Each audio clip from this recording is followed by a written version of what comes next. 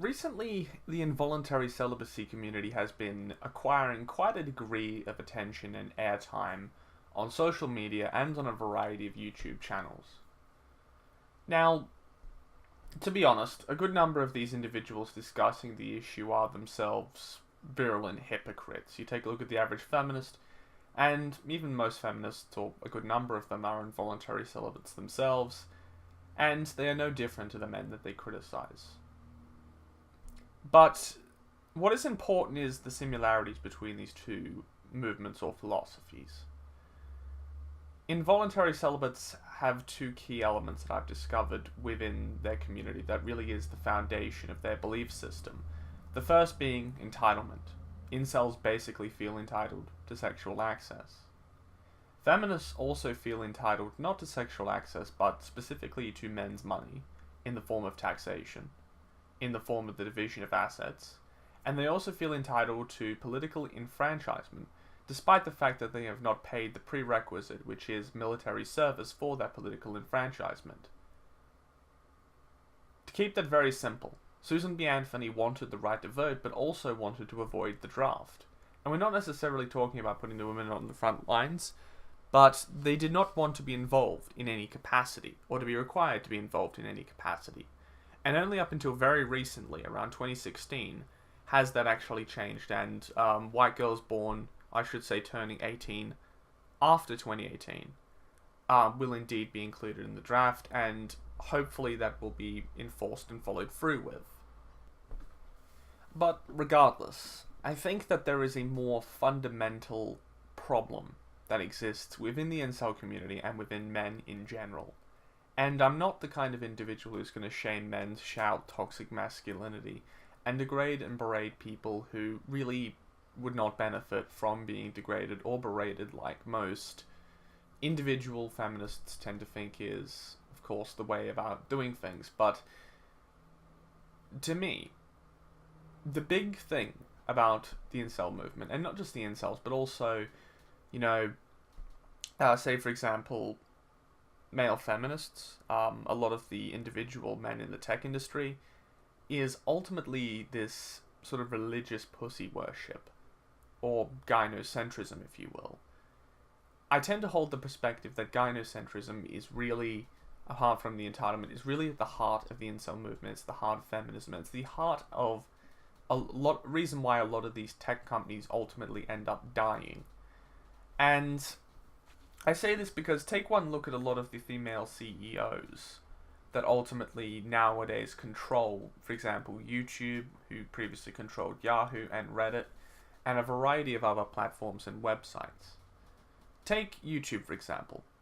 It was and still is a monopoly over video hosting, and it had no meaningful competition. Then, of course, Wajiki came around, and let's just say all of that changed. Most of you are pretty well aware of why that happened, and of course, where eventually I think YouTube will end up. But the point is, this religious worship of women has caused people like Wajiki to be able to enter the industry. It's caused people who are just grossly unqualified to gain a whole lot of power and a very powerful voice, despite the fact that there is nothing about them that puts them on par with the people they're ultimately succeeding. You look at Chad Hurley and the previous CEO of YouTube. There's an enormous gap between Wajiki and the previous CEO, whose name is Iranian, and I'm not going to even try to pronounce it, but there is an enormous gap in skill and capabilities, and the same applies with Ellen Pao and, the founders of Reddit. But these people get into these positions because of pussy worship, because there's this religious adherence to the belief that the women folk are going to make the information technology industry and Silicon Valley great again, despite there being no compelling evidence of that being the case. And the same thing really does apply with the incel community and male feminists. Male feminists generally believe that the average feminist cares about civil rights, they care about men, they care about equality, which they really don't. They care about privilege. Take one look at what they did about the Equal Rights Amendment. Take one look at the, information behind, say, for example, the so-called epidemic of domestic violence.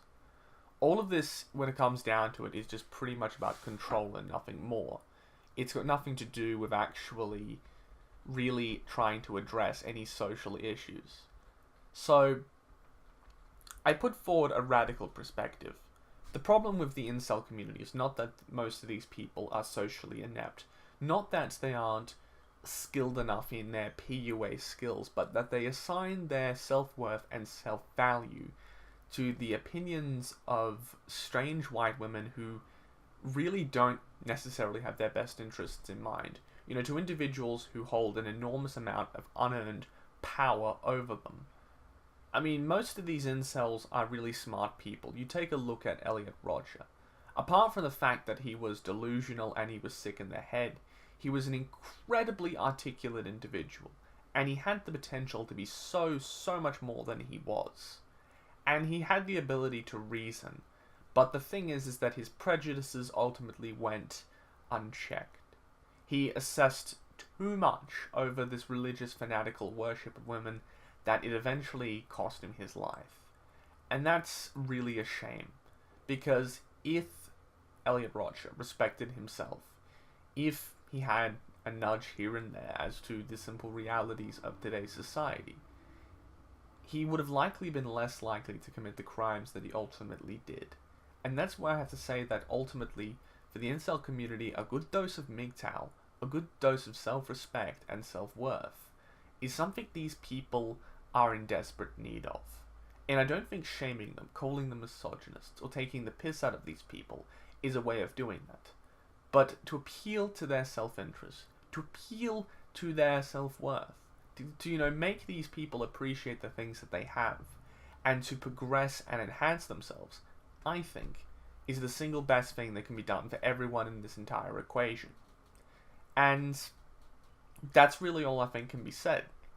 These people lack one key element, which is self-respect, because when you truly respect yourself, people will invariably respect you. And you will also not tend to buy into this religious fanaticism, which is Gynocentrism, and the destruction that it runs through in societies and in an individual scale. So, that's really all I can say. There can and should be progress made to improve the lives of these individuals, and I think shaming them and continuously labeling them as socially inept is probably not the best way of doing that, but making them focus on things that are to them valuable and worthwhile could potentially allow them to move beyond the status quo, to move on to something more positive, to develop a self-worth and more objectively evaluate the things that they worship. But what I find to be by far more compelling than the argument that these people are socially inept is instead the simple reality that they are that way, and they are these religious, fanatical, gynocentric pussy worshippers, is simply due down to the reality of what Canada is. When you look at the Warren Farrell protest, Warren Farrell said nothing that was particularly objectionable. The arguments he were making were not fanatical. But despite all of that, there was a religious, fanatical outcry about anyone trying to go to see him, and there were there's a significant demonstration that got really, really heated. And this is where I think one of the biggest problems lies with the incel community, and the reason why they exist, and the reason why these things happen in Canada, is because of this religious pussy worship. Because you cannot think outside of the box.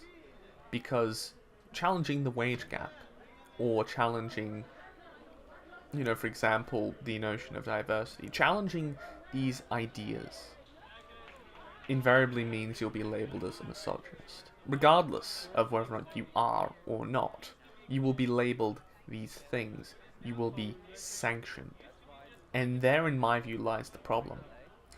These incels are the way they are because they cannot enter a public forum and challenge the ideas. They cannot hear different opinions. They cannot, they cannot hear any opinion in the mainstream that is not pussy worshipping. They cannot hear somebody say, maybe the gender wage gap is not real. They cannot hear people with different perspectives. They're fed one perspective, that the average Canadian white woman is a religious figure, and they are goddesses, so to speak. And then when their, you know, delusions are shattered over the course of their life, they flip out and go crazy. I think if we lived in a society where many of these subjects were not taboo, where people like Warren Farrell could speak freely and there was an open and productive dialogue, these issues simply would not occur. But I hold the perspective strongly that the incel community exists because of the fanatical religious adherence to gynocentrism within Canada. And the best way to defeat this ideology and the pernicious aspects of it is ultimately to have a free and more expressive society. You know, to ensure that civilians and people within your society can actually say the things they want and share their perspectives, rather than this closed society where one philosophy dominates supreme and other perspectives are ultimately blocked, censored, and the people holding them are labeled, shamed, named, and all that other stuff. That's it, really. I don't think this is down to being socially inept, but it's simply down to the nature of the fact that Canada is a closed society. It is an environment where perspectives that are slightly outside of the mainstream are shunned. It's a society where they practice compelled speech. And that is toxic in my view. This problem, these killings that were committed by this individual, I think were in no insignificant part down to the fact that there has been no significant challenge of fanatical gynocentrism within the world at large. And it is destructive wherever it goes. You know, incels are not a problem, they're a symptom. They are a part of a much bigger problem. And I don't think that problem is quote-unquote misogyny, as feminists like to say, but fanatical religious gynocentrism. And it's not even just limited to the incel community, it's also applicable to many communities, including but not limited to the incels, and including but not limited to the male feminists, and Silicon Valley. Those are my thoughts, and those are my dangerous opinions. And it's been a while since I've made YouTube videos, so do forgive me if this one's a bit rusty, but that's my view of the issue. Feel free to debate it on the comment section on YouTube, or message me with your opinions. That's all, ladies and gentlemen, and this was that.